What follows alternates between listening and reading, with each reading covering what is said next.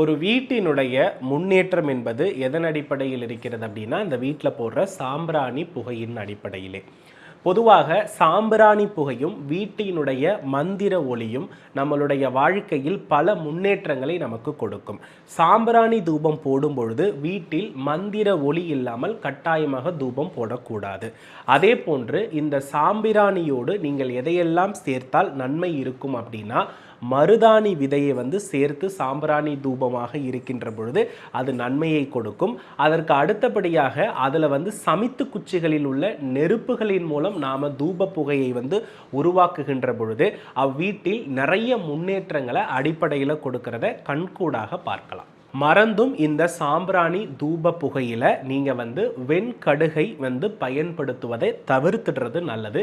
மற்ற மருதாணி விதைகள் அது போல ஹோம திரவியங்களில் உள்ள ஏதேனும் ஒரு பொருளை போட்டு கூட நீங்க பயன்படுத்தலாம்.